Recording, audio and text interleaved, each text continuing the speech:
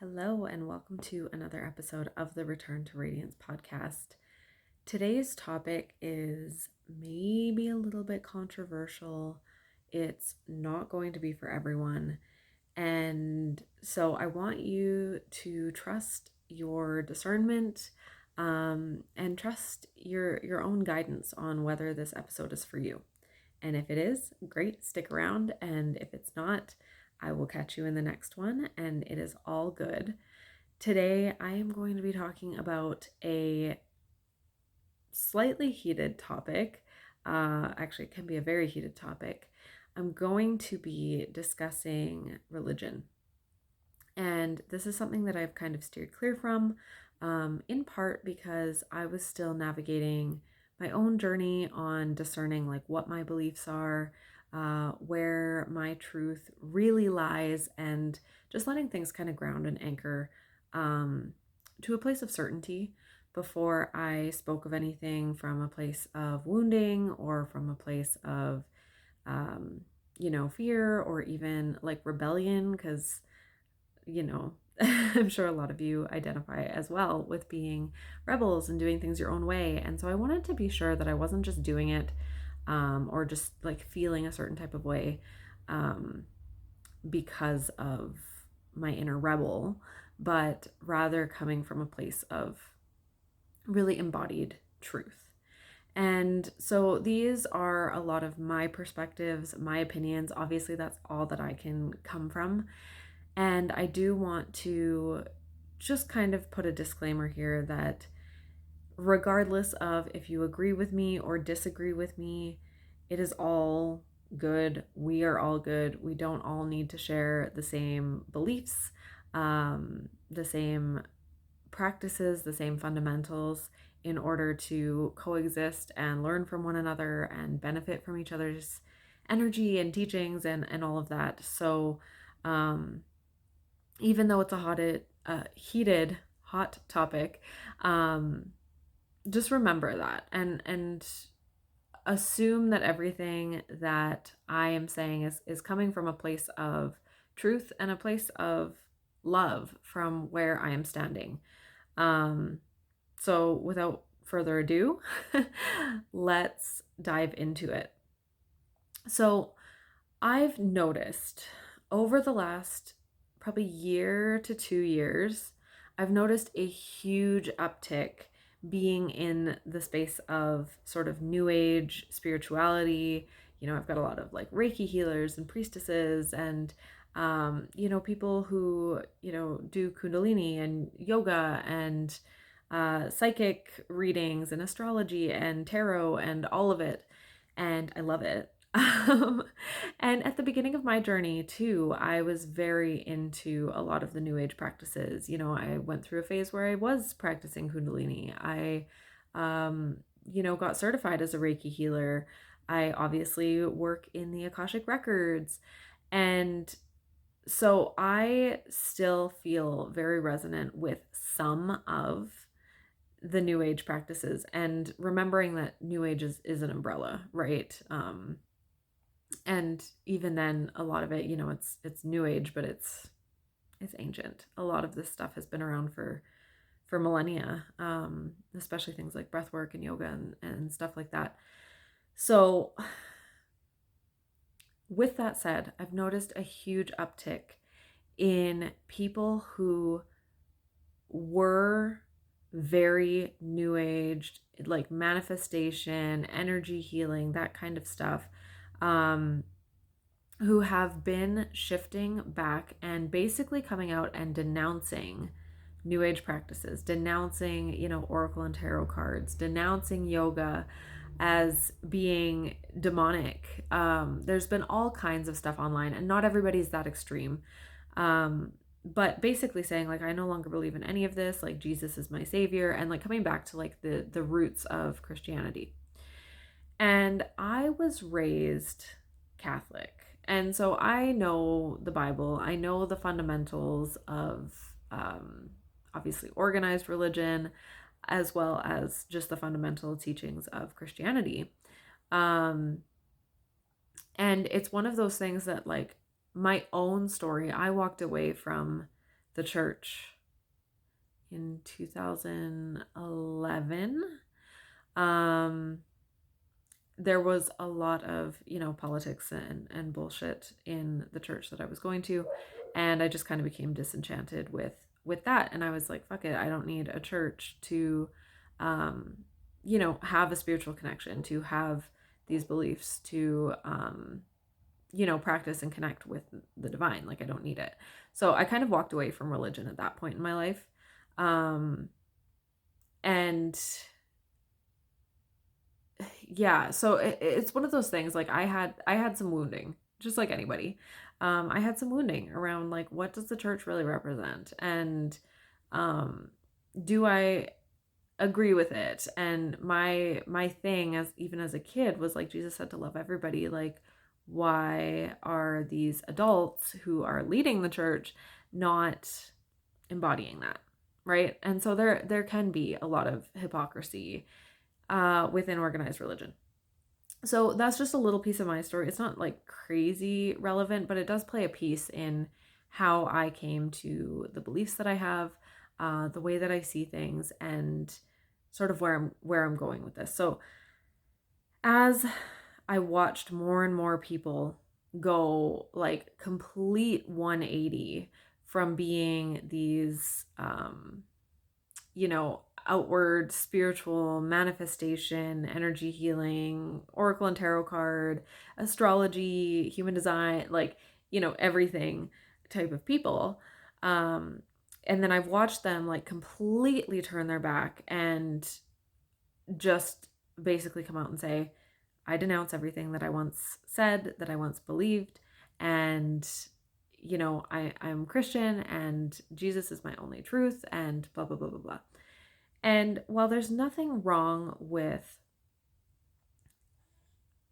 finding or resonating with different beliefs, finding a path, it does take experimenting. It is part of the journey to sort of find what works for you, and find where your truth lies, and what fits best with your life, your fundamental belief system, all of that. And so it's great to shift and evolve and change and discover new truths and truer truths, right? Like, there's this concept of truth is your truth is the ultimate truth until you find a truer truth, and then that becomes your ultimate truth.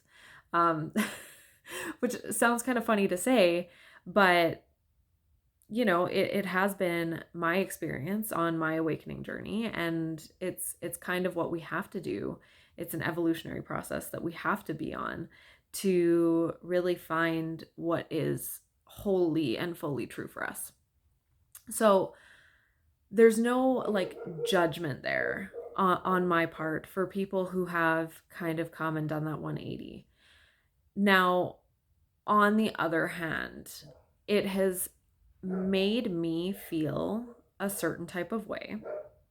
Now, I have been on a path of sort of reconciling between what I walked away from as a kid and what I believe now, and sort of finding the commonalities, finding the truth within all of it. I've always believed that there's truth in the Bible. I've always believed that there is merit to all sacred texts and all religions. Like, there are shreds of truth, and if you really zoom out from the like technicalities that could have very well been lost in translation, and you look at the bigger picture, there are common themes globally when it comes to different religions. And I think that's why it's so like polarizing, is that people refuse to see how connected they actually all are.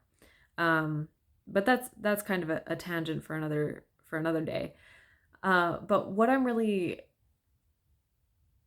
realizing about myself on my own journey of reconciling between Christianity and New Age and sort of everything in between is that for me, I mean, never say never, but what I've been witnessing and what's been coming up for me as I've watched this swing back into like devout Christianity is that, you know, these are leaders in the online space. These are mentors who have not only built their businesses on the principles of New Age spirituality, um, but they've also, you know, been preaching liberation and freedom and, um, you know, the feminine power and things like that, and sovereignty. And then I feel like, and again, these are my own feelings, they're not judgments. But what I feel like I've witnessed is then doing that 180 and kind of going back into the control matrix of the patriarchy. And what I mean by this is like, all of a sudden, it's like I'm cutting ties with every single thing that I used to do and believe in. You know, I won't do energy healing. I won't accept energy healing. I won't use oracle cards. I won't, you know, look at astrology and all of that. And it's just like a very like radical shift that has been happening. And that's fine. Like, that's everybody's prerogative to, you know, find the beliefs again that work for them. But I'm finding that on my own journey and in my own truth, I'm sort of like straddling both worlds where I love oracle cards. I adore, you know, reading for people and channeling for people. Obviously, the work that I do is in the Akashic Records. And actually, I fundamentally believe with every fiber of my being that Mary Magdalene also accessed the Akashic Records. And, you know, there's a lot there with organized religion that has sort of silenced the feminine. And, you know, even someone as prominent as Mary Magdalene, her reputation, her story throughout the history of Christianity and things like that, it's always been a suppression of the feminine. She's always been painted in a certain light. And, you know, she has a gospel that she wrote too, and it's not in the Bible. And so there's things like that I'm like, why would we go back into the arms of the patriarchal matrix, right? Like, why would we go all the way back into being an obedient? And I think that's really the distinction for me is where are you being obedient versus where are you being devoted? And so that's kind of where I've landed with it all. It's like, I'm going to maintain my energy practices. I'm going to maintain the Akashic Records. I'm going to, you know, look at astrology just for fun, not as an ultimate truth, obviously, but just for fun, because I feel like it validates and helps people come back to who they really are at a soul level. And that is, in my opinion, in my belief, in my experience, that is the medicine that the world needs. It needs us to be ourselves. It needs us to show up as our soul beings, right? Like, as close to our divine self, as close to our soul as we can. And when we're being obedient, we're suppressing a lot of that. We're suppressing a lot of our truth in the name of, you know, being an obedient Christian. We're, you know, just kind of shutting off parts of ourselves that maybe aren't biblically correct, or that are even our church or our pastor. Like, it's not even always, you know, you can find a Bible quote to support any stance that you have just about. So, it's kind of one of those things that's like open to interpretation. And again, there's this need and this invitation for discernment when it comes to how you apply it to your own life. And so I'm seeing this suppression, this rise in suppression coming up with this like born again Christianity. And that's where I'm struggling. That's my hang up. I have been witnessing this now for 2 years. I am very landed in my stance on this. This isn't just me speaking on a whim about something. This is me like carefully observing and checking in with myself and checking in with what feels true to me and my soul. And, you know, again, everybody has their own path, but I just feel like we are still in an age where we're meant to rise in our authenticity. We're meant to rise as leaders, as feminine leaders especially, um, to usher in the new paradigm. And so to go back to these old, outdated structures of Christianity as it's been practiced for the last 2,000 years just seems counterproductive to me. It doesn't feel completely resonant to me. And so I guess I'm just here to be the person who, you know, holds a relationship with God and Jesus and, you know, honors the black sheep that he was and the life that he lived and the teachings that he brought.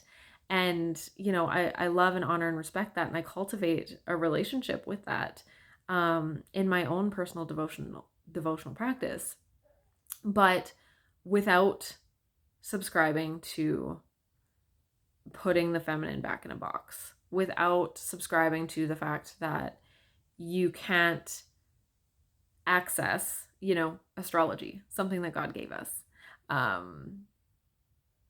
energy healing, something that God gave us. Like, you know, channeling is not inherently bad. In fact, the ancient mystics who channeled the Bible, I mean, granted, some of them in the New Testament, it's a little different, but, you know, Old Testament and some of the other books that weren't like direct storytellings of Jesus' life, these are all things that were channeled.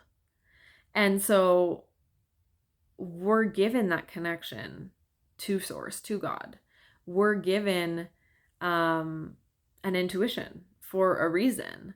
And we're here at this time for a reason. It's all divinely orchestrated, whether you believe in God or the universe or source or, you know, whatever you want to call it. We're here for a purpose, for a reason. We chose to be here at this time.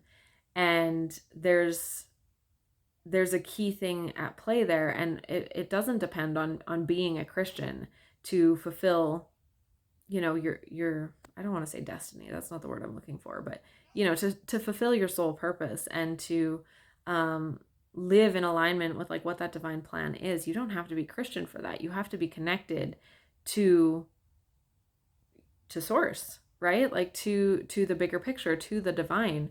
And it's not dependent on how well you can recite the Bible or, you know, quote the Bible. It's not dependent on if you go to church or sing, you know, praise and worship songs or denounce everything that was once helpful on your journey that could still be helpful and supportive on your journey, right? Like, again, if you've outgrown something and it's time to walk away, like I did with Kundalini, then that's completely fine.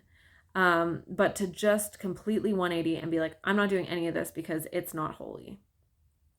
That to me is problematic because that feels like it's not coming from a place of authenticity and discernment. That sounds like it's coming from somebody else telling you that it's not okay, that it's not accepted within the Christian church, which doesn't sit right with me. So I don't know if I even got my point across the way that I envisioned it or the way that I would have liked to. It probably didn't come off as gracefully and eloquently as it does in my head. But I just want to like shout out to the leaders in this space that can hold both, that, you know, can honor the some of the Christian beliefs and values, while also acknowledging that everything outside of that isn't necessarily demonic, and that it's not about the tools that you use, but rather how they're used or the intention with which they're used. And So we're in this beautiful space where we get to walk the in-between. We get to, carry the light, regardless of how you define that light. We get to carry the light, and we get to create heaven on earth. We get to embody peace. We get to, be in this space of living as just good humans. And that is holy in itself. That is sacred in itself. So anyway, hopefully I don't care. I was going to say, hopefully I didn't upset too many of you, but that's my view. And it's been my view for a long time. It's been solidified over the last couple of years, but it's been my view for over a decade. And I've evolved within it in terms of what it means and how it impacts the way that I live my life. But at the end of the day, if you are coming from a place of love, that's really what matters. So I've got to run. My son just woke up from his nap, but I wanted to get that out there because if you've been feeling like, why can't it be both? You're not alone. I shared that on my Facebook the other day and had so many people come forward and say, oh my God, me too. So I wanted to record a podcast episode about it, just to remind you that you're not crazy, you're not alone. Just because you're not coming out and making this grand announcement about your beliefs, you're valid. Your beliefs are valid, you're valid, what you're doing in this world is valid, and I see you, and I love you, and I will see you in the next episode. Bye for now.